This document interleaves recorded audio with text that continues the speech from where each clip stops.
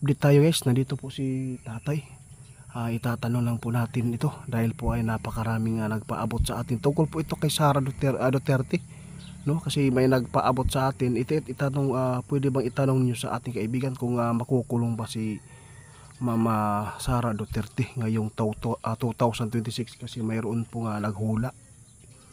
Bahak na unsaon na kaani og tinuod ni guys.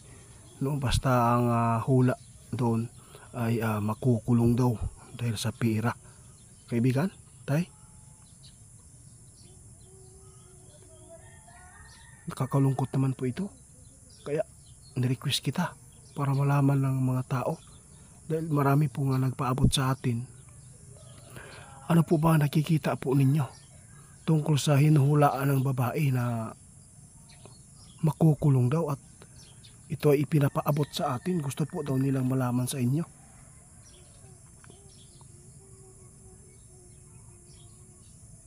Kakalungkot naman po yan, kaibigan. Bakit po?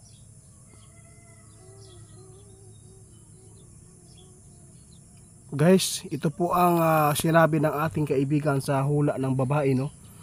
No, hindi pa totally ay mangyari sa kaya Vice President yung pagkakulong, no? Hindi pa kasi hindi pa naman po ay napapatunayan. Mag ano na lang tayo, no? Mag-update na lang po tayo kung ano man po ang makikita ng ating kaibigan doon sa kanilang kaharian kasi hindi po sila nakapokus dito sa kaso ni BP Sara Duterte. Pero ngayon ay may nagpaabot sa atin, titingnan po daw nila, kaibigan. Ay naku po. Naninilikado talaga ang kalagayan ni Ma'am Sara ngayon.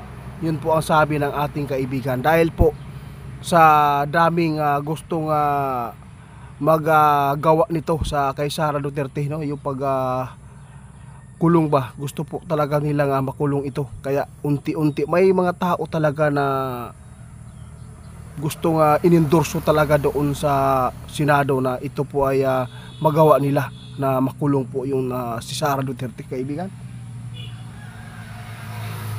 Kung hindi daw mag-ingat si Ma'am Sara Duterte, guys, posibleng naninilikado talaga ang kanya kalagayan po ngayon dahil po sa mga tao na gusto talaga na pabagsakin po si Sara Duterte, no?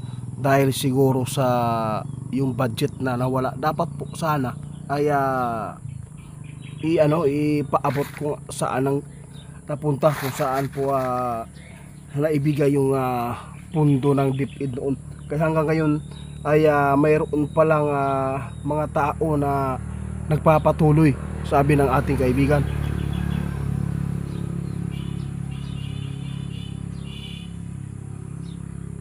Ha? Sus, kawawa naman to.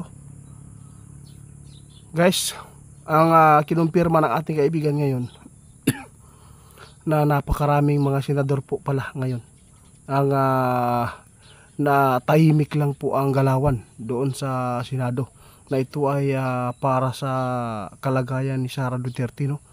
Hindi talaga safety si Sara Duterte ngayon sa kaso. Kaya nakakatakot po ito, guys, dahil po napakarami pa namang nagmamahal at inaasahan ito na magiging leader sa Pilipinas. Kaya kung ano man po ang kahinatnan po sa kanya, wala po tayong magagawa, di ba, kaibigan? Yung hula daw ng babae, sa totoo lang, guys, magaling po talaga, sabi po ng ating kaibigan, dahil po ay iba po ang kanyang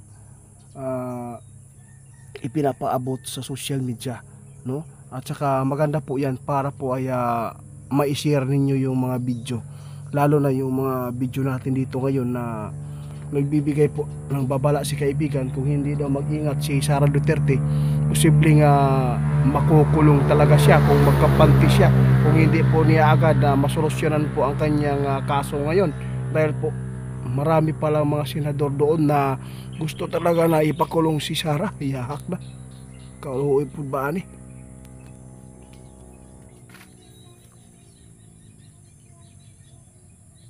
Pati si kaibigan, guys, kitang kita po daw niya, guys.